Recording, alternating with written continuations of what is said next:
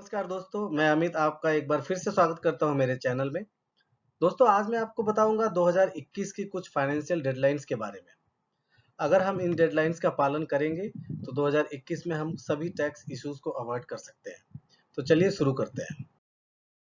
दोस्तों, पहली डेडलाइन है 15 फरवरी 2021 की, जो अभी जस्ट पास हुई है कुछ दिनों पहले।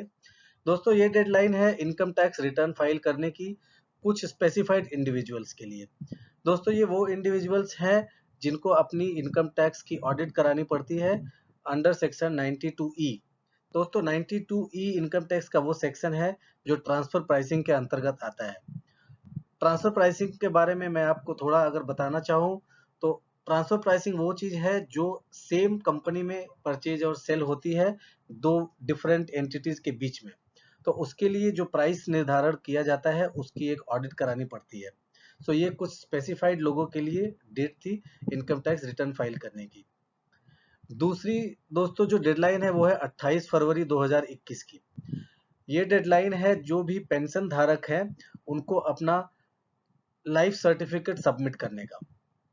दोस्तों, हर साल गवर्नमेंट को आपको लाइफ सर्टिफिकेट सबमिट करना पड़ता है जो ये बताता है कि जो पेंशन धारक है वो पेंशन लेने के लिए अभी भी अवेलेबल है।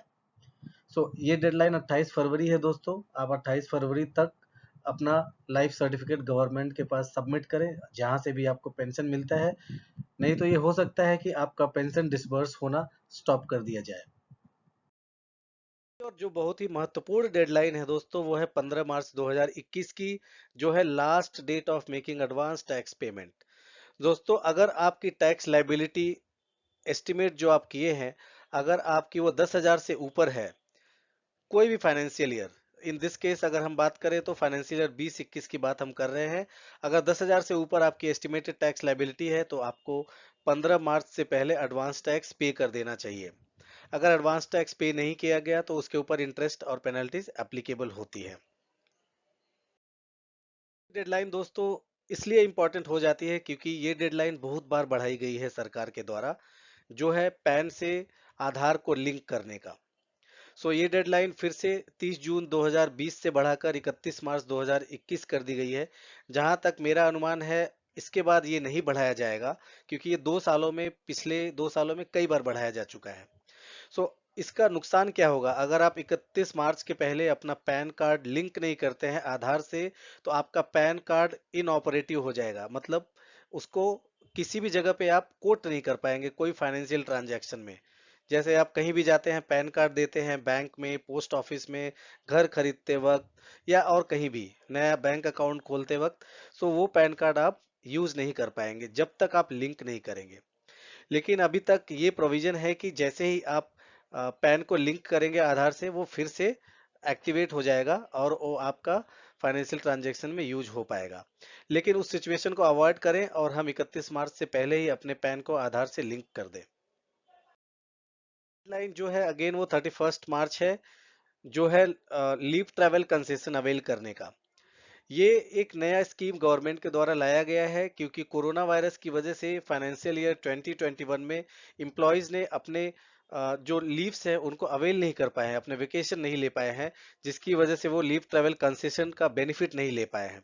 इसको ध्यान में रखते हुए सरकार ने एक स्कीम लाया है जिसके तहत आपको जो भी आपका एलटीए का जो आपने स्पेसिफाइड जो बैलेंस एलोकेट किया है, उसका 3 टाइम अमाउंट अगर आप गुड्स परचेज या सर्विस लेते हैं जो 12% से ऊपर की जीएसटी रेट के है, तो आप वो उसको जीएसटी आप उसको एलटीए के अंदर क्लेम कर सकते हैं।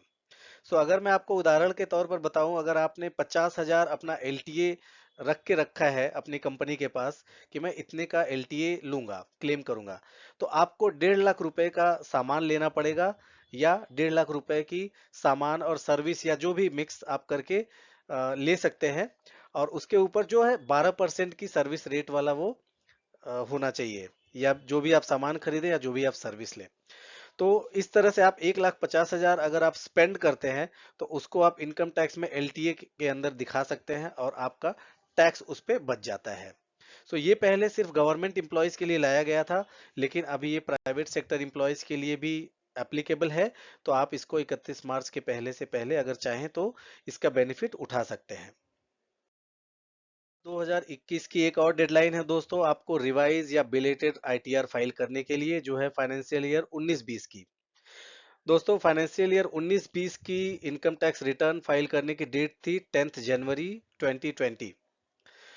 ये उन लोगों के लिए है जिनको ऑडिट कराने की जरूरत नहीं होती है, नॉन ऑडिटेड जो इनकम टैक्स रिटर्न होते हैं। अब अगर उन्होंने फाइल नहीं किया है रिटर्न, तो उनको बिलेटेड रिटर्न फाइल करने की डेट है 31 मार्च 2021। सो आपको ध्यान रखने की जरूरत है, अगर आपने 31 मार्च 2021 का डेडलाइन फेल किया तो इनकम टैक्स प्रोविजन में आपको लेट फीस देना पड़ सकता है। लेट फाइलिंग पेनल्टी होती है, 10,000 रुपए तक की हो सकती है वो। लेकिन अगर आपकी इनकम 5 लाख तक ही है तो ये लेट फाइलिंग फीस 1,000 रुपए ही रहेगी। सो ये आपको, अगर आपने कुछ रिटर्न में गलती भी कर दी है फाइल करते वक्त, अगर आप एक बार चेक करें, आपको लगे कुछ रिवाइज रिटर्न फाइल करना है, आपको प्रीवियस आईटीआर में एरर है, उस केस में भी आप रिवाइज रिटर्न फाइल कर सकते हैं 31 मार्च 2021 तक। तो अगली डेडलाइन है अगेन 31 मार्च 2021, जो है आपको टैक्स सेविंग एक्सरसाइज कंप्लीट करने की डेडलाइन। दोस्तों ये अपने खुद के लिए बहुत ही इंपॉर्टेंट है। 2020-21 का फाइनेंशियल ईयर 31 मार्च को एंड हो रहा है। सो अगर आप कोई भी investment planning tax saving scheme में इन्वेस्ट करना चाहते हैं, लाइफ इंश्योरेंस प्रीमियम पे करना चाहते हैं या नया पॉलिसी लेना चाहते हैं, जो भी टैक्स सेविंग आप अगर आप मेडिक्लेम लेना चाहते हैं तो 31 मार्च 2021 के पहले ले लें, ताकि जब आप अप्रैल ऑनवर्ड्स रिटर्न फाइल करना शुरू करें अपनी 20-21 की, तो आप इसका टैक्स बेनिफिट ले पाएं। आठवीं जो है दोस्तों डेडलाइन 31 मार्च 2021 की अगेन है, जो है last date to make the payment under Vivad se विश्वास स्कीम। दोस्तों इसके बारे में थोड़ा सा मैं हाईलाइट दे दूं कि पिछले फाइनेंशियल ईयर के बजट में विवाद से विश्वास स्कीम सरकार ने लाया था, जिसके अंतर्गत अगर आपका कोई डिस्प्यूट चल रहा है इनकम टैक्स ट्राइब्यूनल में या इनकम टैक्स कमिश्नर में या इनकम टैक्स ऑफिसर के पास, सो आप विवाद से विश्वास स्कीम के अंतर्गत एक डिक्लेरेशन फाइल कर सकते हैं, जिसके अंतर्गत आप मीटिंग करके उनसे जो भी आपका सेटलमेंट अमाउंट है वो एक निर्धारित करके उस डिस्प्यूट को खत्म कर सकते हैं।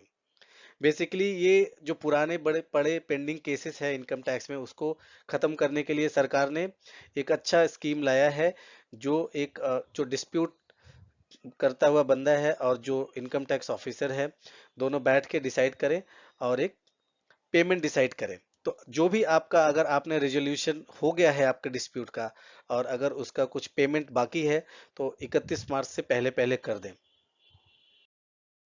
तो अगली जो दो डेडलाइंस है 9वीं और 10वीं, ये बहुत ही इंपॉर्टेंट है अगर आप नए स्टार्टअप शुरू करना चाह रहे हैं तो।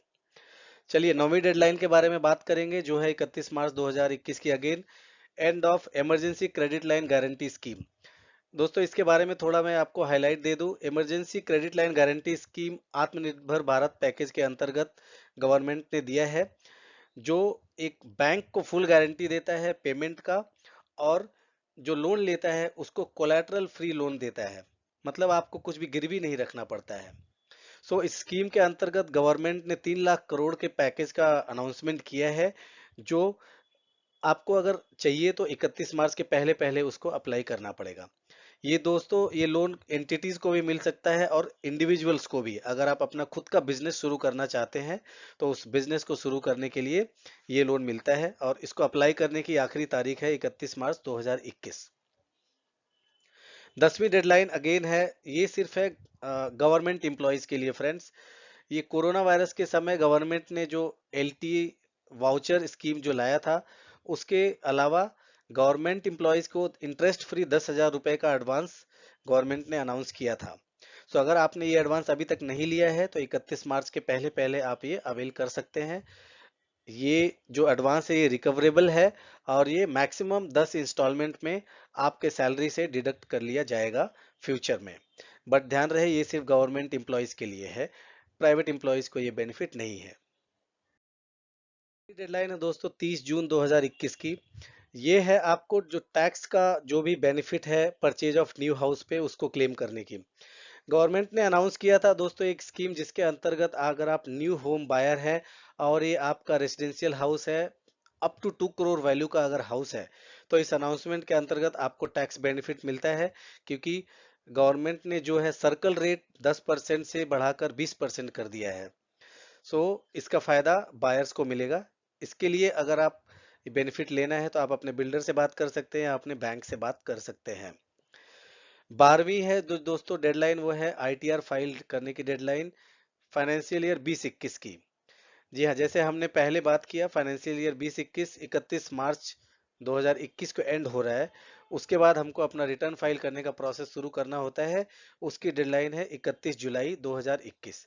और इसमें हमको ये डिसाइड भी करना पड़ेगा कि हम इनकम टैक्स रिटर्न अपनी ओल्ड टैक्स रिजीम से फाइल करेंगे या न्यू टैक्स रिजीम से फाइल करेंगे। सो इस ओल्ड टैक्स और न्यू टैक्स रिजीम के लिए मेरा और भी एक दूसरा वीडियो है। अगर आपको उसके बारे में जानना है तो आप उसको रेफर कर सकते हैं। ये थी 2021 की सारी फाइनेंशियल डेडलाइंस जिसके बारे में मैंने आपको बताया। अगर आप फर्स्ट टाइम मेरे चैनल पर आ रहे हैं तो सब्सक्राइब जरूर करें और बेल आइकन जरूर प्रेस करें। आपको ये वीडियो पसंद आया तो लाइक करें, फ्रेंड्स के साथ शेयर करें जिससे कि ये इन्फॉर्मेशन सारे लोगों तक पहुंच सके। कोई भी कमेंट बॉक्स में डाल सकते हैं, मैं आपको उसका रिप्लाई दूंगा। और अगले वीडियो तक मैं आपसे विदा लेता हूं। जय हिंद।